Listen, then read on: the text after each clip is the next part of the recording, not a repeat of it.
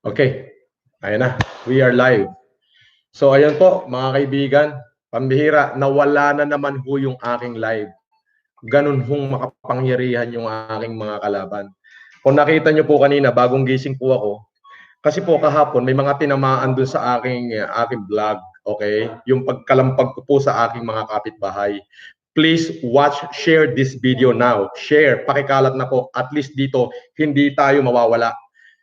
Kanina po, 2 beses po ako nag-Facebook Lives. Kanina, 2 beses po ako nag-Facebook Live, parehas pong nawala. Kasi po, bakit ganon? Bakit pati si Facebook pinipigilan yung mga taong bayan? Mga kababayan, nasa gitna po tayo ng epidemic. Higit na kailangan ng ating mamamayan ng tulong. Bakit pati ako tinitira? Bakit yung post Facebook ko nawawala? Yung live ko nawawala? Yun ang hindi ko po lubos maisip, mga kaibigan. Kailangan ko po ng tulong nyo ngayon. Pakikalat po ito, at least dito kay YouTube, hindi nawawala yung ating mga vlog. Kasi po kahapon po, nag-vlog po ako kahapon. Doon po sa pagbablog ko kahapon, wala naman po akong binanggit na pangalan. Ang akin lamang po binanggit is mga kapitbahay. Alam niyo naman po yun eh, it is a challenge po eh. Nagcha-challenge po ako eh. Sina-challenge ko po yung mga kapitbahay. May mayayaman challenge, may mga politikong sandabakbakang pangako challenge, pero may sumasagot naman po eh. Katulad po nung Amihan Enrique, sabi niya, sinasagot ko ang challenge ni Sir Francis Marcos. Katulad ni Romano Marcela, sabi niya, sinasagot ko ang challenge ni Mr. Marcos. Simpleng-simple po, di ba? Dapat sumagot na lang sila sa challenge. Wala naman ho akong pinangalanan kahapon. Natural, kapit-bahay. Ang dami ko hong bahay. May pinagagawa kami sa Flickers. Ako po yung nakatira sa Swallow. At yung isa pong aking bahay na nandun pa yung aking mga gamit is sa Nightingale. Siyempre, marami akong kapitbahay. Ngayon, kung sila yung tinatamaan, putang ina, tamaan ka. Wala akong pakialam. Hindi ho ba? Sorry ho for the words, pero dapat nga ako yung mga kapitbahay ko proud. Please share this video. Dalawa po yung ginawa kong video kanina. Makapangyarihan po ang ating kalaban. Alam niyo po, kahapon, pagkatapos kong mag-vlog, nagpaalam po ako sa mga pamunuan ng security guard. Ang sabi ko po sa pamunuan ng security guard, pwede ba na may darating akong bigas galing Nueva Ecija? Kung makikita niyo po kanina, talaga hong binidyohan ko yung truck galing Nueva Ecija, punong-puno ho ng bigas. Ngayon sabi ko, pwede bang padaanin para kapag dating i-discarga lang sa bahay, pagka-discarga ho sa bahay, i-deliver na ho sa Payatas, doon sa ating mga kababayan, doon sa mga estudyante ng UP Los Baños na naipit po sa UP, yung mga taga-Caloocan, especially sa mga frontliner din po, mga security guard, lahat ho makikinabang. Ngayon kahapon alam niyo naman na pag nagbablog ako, it is just a mayaman challenge eh. Kung sagutin niyo yung challenge ko, I'm proud of you. Kung hindi, no worries. This is the only way I know. Just to give courage to those good men out there. Para kahit papano matulungan natin ang ating gobyerno dito sa kinakaharap nating epidemya. Hindi ho kaya ng gobyerno to. Maya't maya ho kayo, batikos kayo ng batikos sa gobyerno. Wala naman ho kayong ginagawa. Dapat nga ho, proud kayo sa akin eh. Bakit? Dahil kapitbahay nyo po ang nanindigan, tumayo against all odds. Ibig sabihin, isang taga Green Meadow ang tumayo against the odds. Tumayo sa gitna ng pandemic. Tumayo sa gitna ng epidemyang kinakaharap ng lipunan. Ibinigay ang sarili para lang maitawid kabuhayan, maitawid buhay yung ating mga mamamayan. Di po ba? Bakit ganun? Imbes na maging proud ho sila sa akin, puta. Kanina ho, paggising ko po ng alas 10 ng umaga nung ako po yung magising. Abay, wala na ho Hindi na ho makapasok yung truck ng bigas, kaya hirap na hirap po yung aking mga taong maghakot dun sa gate 5. Ito pa ho ang matindi. 7 kasambahay, iba't ibang tahanan. Hindi ko ho nababanggitin at hindi ko na ho inalam kung sino ho yung kanilang amo. Wala ho akong pakialam doon. Mga kasambahay ho pumunta rito sa akin. Binigyan ko rin ho ng tigi-tigisan daang kabambigas. Di ba? Dapat ho ngayong mayroon tayong kinakaharap na epidemya, wala na hong pataasan ng ihi. Pare-parehas ho tayong may karapatan dito sa subdivision na to dahil pare-parehas ho tayong nakatira dito. Hindi lamang dapat kayo ang nagpapaikot dyan sa mga security guard. Dapat hindi kayo puro complain. Hindi naman ho kayo yung pinatatamaan ko eh. Marami ho akong bahay. May bahay ako sa Bulacan.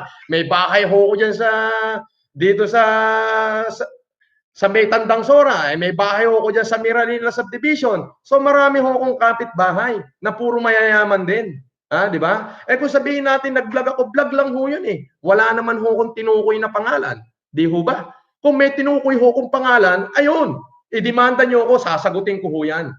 Pero sabi ko nga, katulad ho ng sinasabi ko, meron tayong tinatawag na corporate rules. Meron tayong tinatawag na subdivision rules. Meron tinatawag tayong rules of the lands. Putang ina naman eh. Anak ng tokwa naman eh. Kahit anong rules pa yan, kahit yung pinakamataas na law of land, ang nakalagay po is, in every rule, there always been an exemption as long there is a justification, especially if it is connected to humanitarian and reason. Bakit ho dinidelay natin yung tulong sa kababayan? Hindi ho ba kayo nahiya? Baka ho mamaya bangungutin na kayo, hindi na kayo magising dyan. Sigurado ho ako sa impyerno punta nyo. Meron ho tayong gera eh. We are at war. The country are facing war. War against this epidemic na hindi ho natin alam kung kailan matatapos. Please share itong video na to. Kung maaari po ngayon habang pinapanood nyo ako, share po lahat ng group, lahat ng friend para mapanood po nila. Sapagkat, ayun po, 2 beses po ako nag-live kanina. Hindi po, 2 beses po ako nag-live. At imagine niyo po, bawat live ko ay 252,000 active viewers. Opo. Pero ngayon po, tignan nyo po yung aking Facebook, namatay. Wala ho akong makita dun sa live ko. Ganon ho sila kagaling. Facebook, bakit ka naman ganyan? Bakit mo pinipigilang malaman ng taong bayan yung kanilang hinanaing? Ako po tumutulong ako. Pini-extort ko kung ano yung natitira sa akin. Wala akong problema. Hindi ko ho sinasarili. Alam niyo ho kung bakit? Dahil alam ko meron ho tayong pinagdadaan ng epidemya. Yun hong mga bigas galing pa hong Nueva Ecija, nakalusot po lahat sa checkpoint. Bakit? Bigas po eh. Para sa taong bayan. Ngayon, kung hindi kayo yung kapitbahay ko, kung hindi naman kayo yung talagang pinatatamaan ko, wag po kayong tamaan.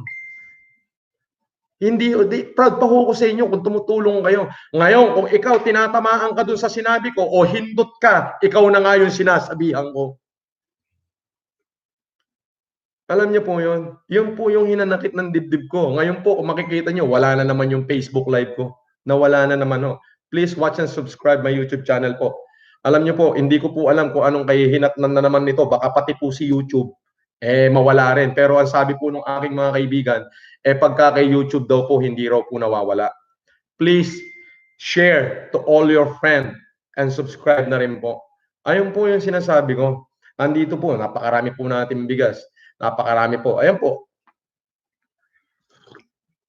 Dapat po ngayon, pinick up na po ng mga taga-Payatas yan. Dapat po ngayon na i-deliver na po yan sa UP Los Baños. Pero bakit hanggang ngayon? Wala po. Alam niyo po kung bakit? Alam niyo po kung bakit wala hanggang ngayon?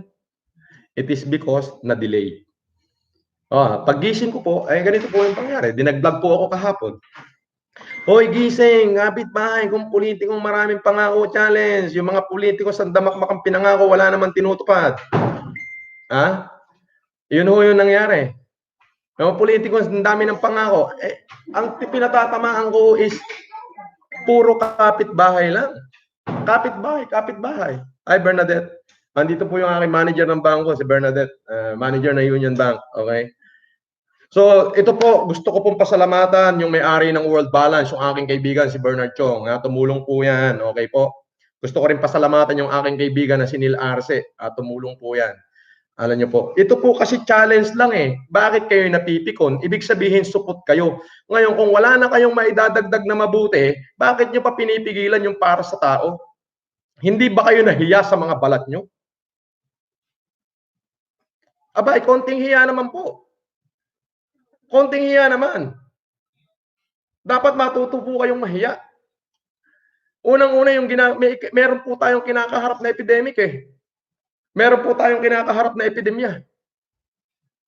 Bakit niyo ho pinipigilan? Di ho ba? Unang live ko, nakita ng buong mundo. Bernadette, First live ko, 190,000 yung active na nag-view. Active ka? Alban, laki, no? Biglang nawala. Nag-live ulit ako. 252,000 na yung active viewers. Naka-hold na naman. So ngayon, ito po, advice nila, sa YouTube ka na lang mag-live para hindi na mawala. Mga kababayan, yung pong inyong share, please share this live. Please, pakikalat po. Para makita pa rin ng taong bayan kung ano yung talagang nangyayari. Alam nyo, mga kababayan, mga kapitbahay, dapat proud kayo sa akin. Unang-una, hindi ho kayo yung pinatitira ko eh. Pinatatamaan ko. It's just the word kapitbahay. Wala akong pangalan yun. Ngayon, kung hindi ikaw yung bakit ka tatamaan? Ngayon, kung tinatamaan ka, ikaw nga yung hindot ka. Ang kapal ng apog mo, ang kapal ng mukha mo na mag-complain sa akin, hindi ko alam, baka yung 7 katulong na pumunta rito na binigyan ko ng tig-isang kabambigas, katulong mo pa. Mahiya ka. Hindi lang ikaw ang may karapatan dito. Dapat maging proud kayo sa akin. Bakit? A resident from Green Meadow, a simple man. Hindi nyo ba alam kung ilang milyong Pilipino nanonood sa akin ngayon? They hate you. Hate nila kayo ngayon. Bakit ganon? Pag mayaman, walang problema. Pag sa mahirap, may problema. Anong klaseng tao kayo? Baka mamaya, gunawin kayo ni Lord. Baka mamaya, sa pagtulog nyo, pakangutin na kayo. Atakihin kayo dyan. Sigurado sa impyerno punta nyo. Di ba?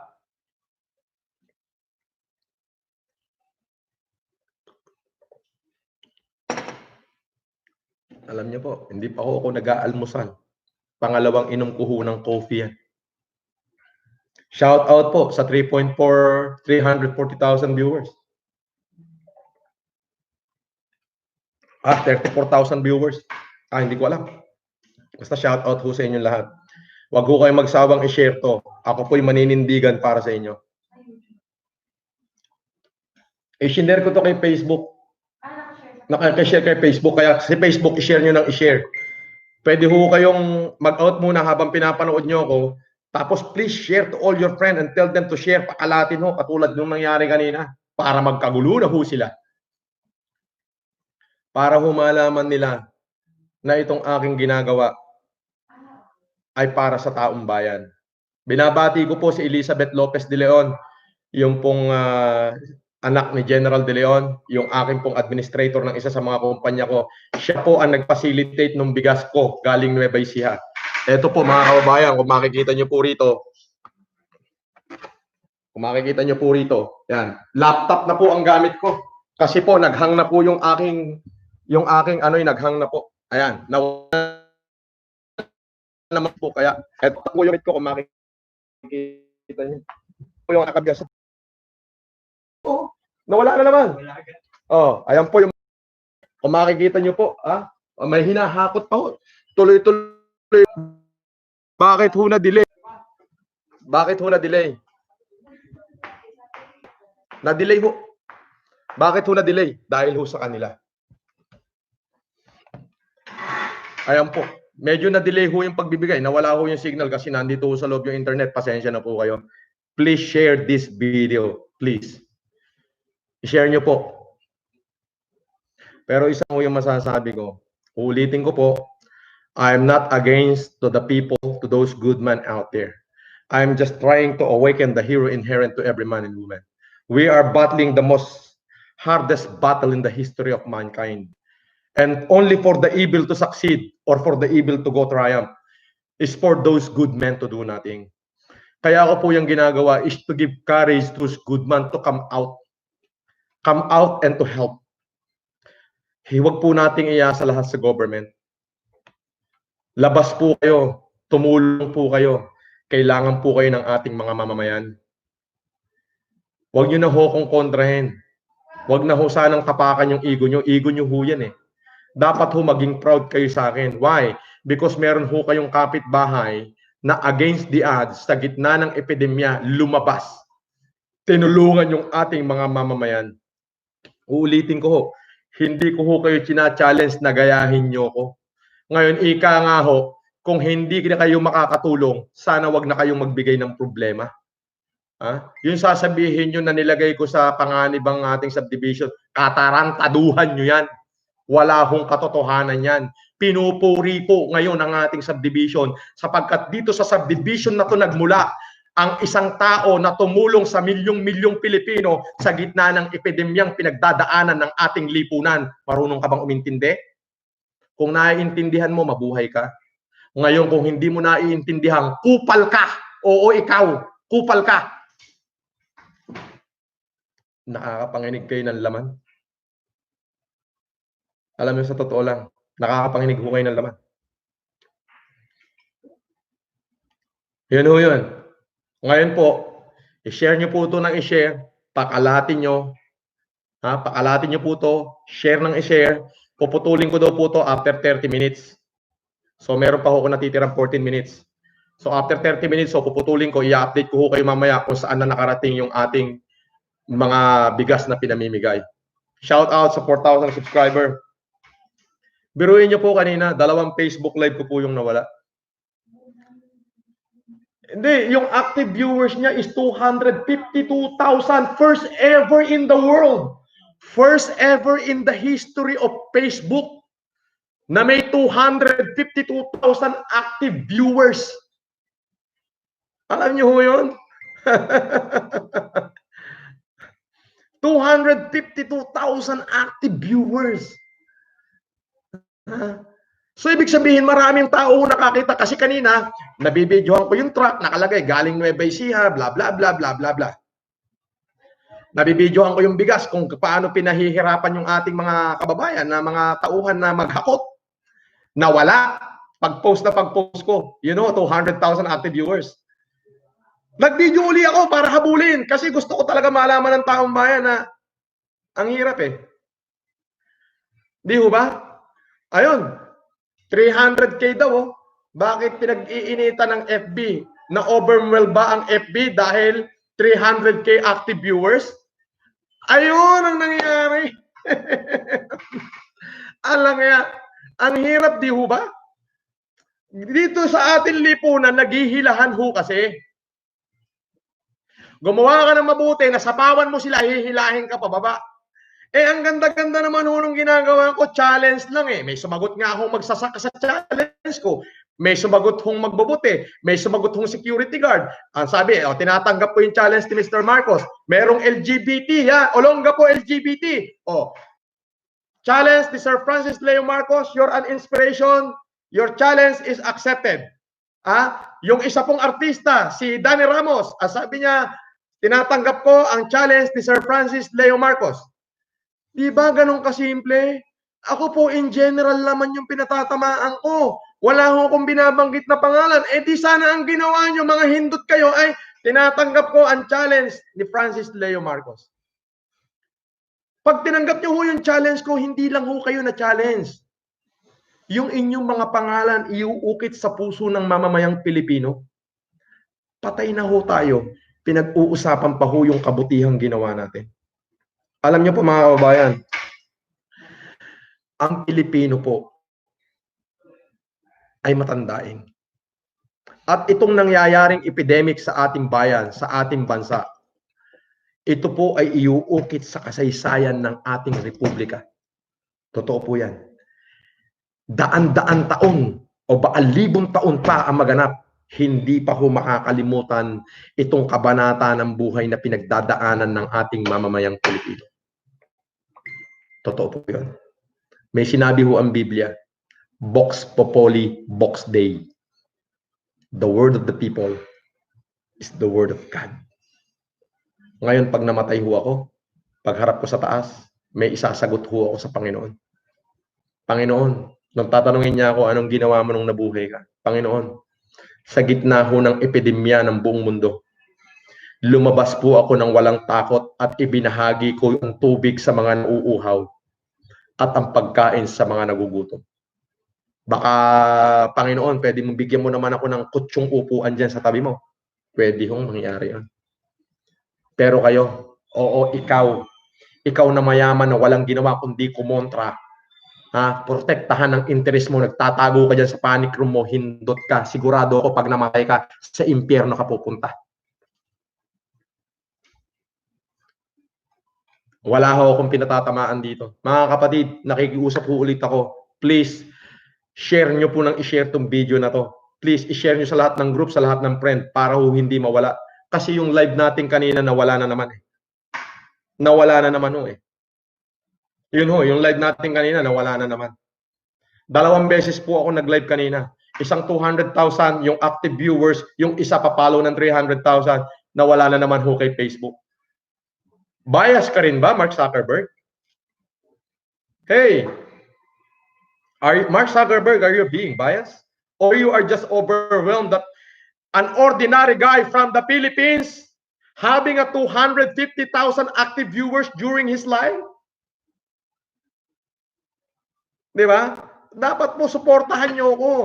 You have to support me because what I did is to save humanity, to feed our people out there, to feed my people out there. I'm posting in the Facebook because I want to awaken the hero inherent to every good man out here. Sikat na ho ako sobra. Hindi ko na ho kailangan magpasikat. Kaya ako ginagawa yan para gisingin ang kabayanihang natutulog sa bawat Pilipino. Ulitin ko, the only thing for the evil to go triumph, is for those good men to do nothing. Paulit-ulit ko ang sasabihin niya. Hindi ko alam kung ano ang kahihinatnan ko, pero wala na ho akong pakialam doon. Maaaring kung pagkatapos ng epidemya, ako mabaril na. Wala akong problema doon. Ang importante, nagampanan ko yung pagiging tao ko. Nagampanan ko kung ano ba talaga yung dapat kong gampanan sa mundo. Para doon sa aking mga kapitbahay na nagpaabot ng suporta sa akin, na moral, na sinabing, Francis, talagang ganyan, merong mga taong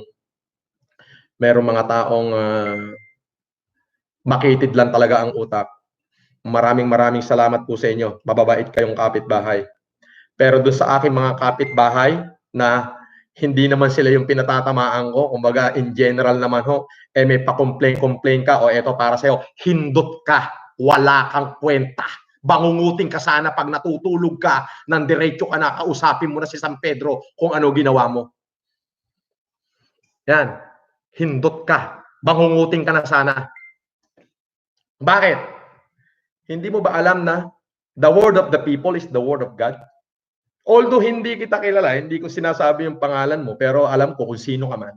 Ha? Hindi mo alam? Milyong-milyon ngayon yung followers ko. Hate ka nila kung sino ka man. Why? Dinelay nyo yung pagkain ng tao. What does that mean of complaint? It means delay. Delay, what does that mean? What does that mean? Delayed. What does that mean? Means you are enjoying your good life while our people are dying there. God damn it!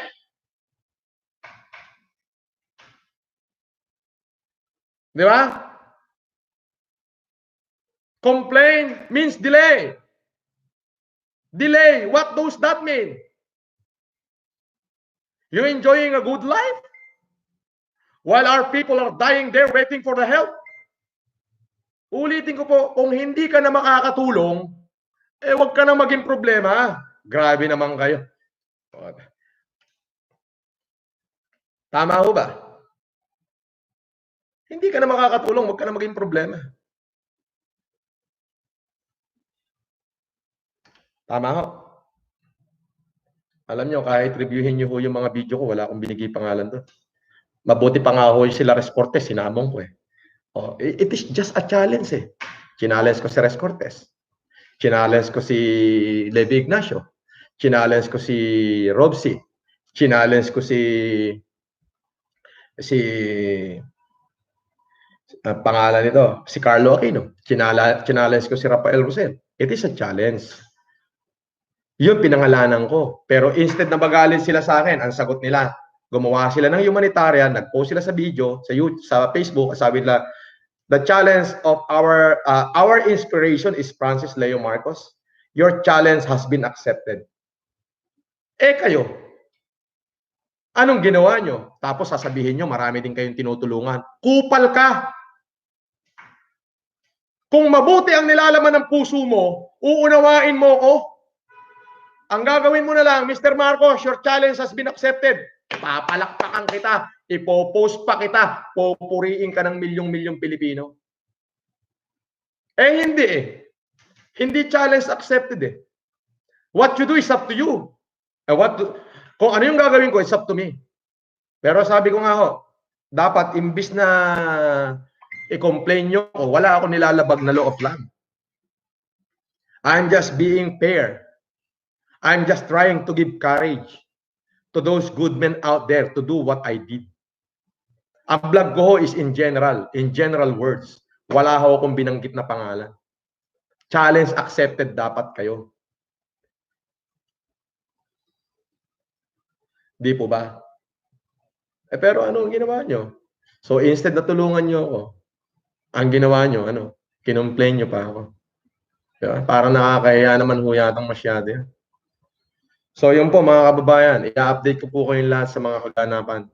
Please pakikalat po ito, pakikalat po itong video na to, itong live na to, ulitin ko po para makarating po sa lahat. Yung pong mga bigas para dyan sa UP Los Baños, yung mga estudyante, magpadala po kayo ng representative dito, may makukuha ko kayong bigas sa akin. Tapos pati po dyan sa ating mga kababayan na taga-Payatas, yung 100 kabanyo, makukuha nyo na ho anytime. Hinihintay ko lang ho yun yung kapitan. Pasensya na ho kayo, medyo na-delay. Hindi ko ho alam kung kailan nila pipick upin dahil nga ho nagkaroon ho ng konting problema. So yun ho. Hindi ko alam kung anong oras. Para ho, yun nga ho, sa taong bayan, maraming salamat ho sa inyong patuloy na pagsuporta sa akin. Huwag ho kayong mag-alala. Wala ho akong pakialam kahit ano na ho mangyari sa akin. Ang importante ho, nandito ako ngayong may epidemya at nakahandang tumulong para sa ating mga kababayan. Tutulong po tayo. So ipakalat nyo itong video na to para malaman nila kung ano yung kanilang pinagsasabi. Para ho din sa lahat ng mga nagko-comment, pagkatapos ho nitong video na to, titignan ko ho lahat ng comment nyo at yung may mga kahilingan, ay tutulungan ko. Shout out sa 5,300 viewers. 5,300 viewers ng YouTube. Marami yun, ha? Sobrang dami nun para sa YouTube. Sobrang dami nun para sa YouTube, no? Ayun, 5,000 viewers. Sobrang dami nun para sa YouTube. Kung ano man ho yung kitain ng YouTube na to, kung kikita man ho, hindi ko ho alam, ayun ho ay ibibigay ko pa para sa inyo. Kung nagawa ko hong ibigay ang sarili kong pera para sa inyo, ano pa kaya yung kikitain nito? So yun po, lahat ho ng mga nagko-comment dito, lahat ho ng mga nagko-comment, babasahin ko po lahat ng comment, ay yung mga request nyo po, at pipilitin ko pong tugunan. Once again, sa pamunuan ng Green Meadows, what my blog is general. Ngayon, kung kayo po ay mabuti, marami pong nagparating sa akin dito na suporta, marami pong nag-miss call, maraming bumati, maraming tumulong, dapat ho proud kayo sa akin. Alam niyo pa kung bakit? Kasi po ang sabi na ng mga taong bayan dito, milyon na ho yung nagko-comment. Hindi ho 100, di 200, di 100,000, millions po. Pati po yung dalawang naunang post ko na na-delete, millions po yun. Ang sinasabi, mabuhay, dapat maging proud kayo sa akin. Why? Because dito sa gitna ng epidemic, may isa kayong kapitbahay na lumabas against the odds just to help our people to ease their miseries and agony. Yun po. Please share this video, share to all your friends, at mabuhay po kayong lahat. Maraming salamat po. I-update ko po kayo mamaya kung ano po lahat ng kaganapan. Uulitin ko, Green Meadow, I have nothing against you because what my blog is general. Okay? Kung kayo po yung tinamaan, tinamaan ka, wala akong pake. Ngayon, kung hindi po at kayo mabuti, hindi po para sa inyo yun. Yun po in general. Dapat po, proud kayo sa akin kasi po, milyong Pilipino po yung nagko-comment ngayon, mabuhay ang Green Meadow. Ibig sabihin, dapat proud kayo because kapitbahay nyo yung tumayo against the odds just to help our Filipino people in times of isang kapitbahay na nagmula sa Green Meadow ang tumayo para makapagbigay tulong sa mamamayang Pilipino. Paluwagin nyo ho yung kokote nyo. May Diyos po tayong buhay at nakikita ang lahat nating ginagawa. Babalik po ako mamaya, panibagong live. Please share and watch. Maraming salamat po. Mabuhay po kayong lahat.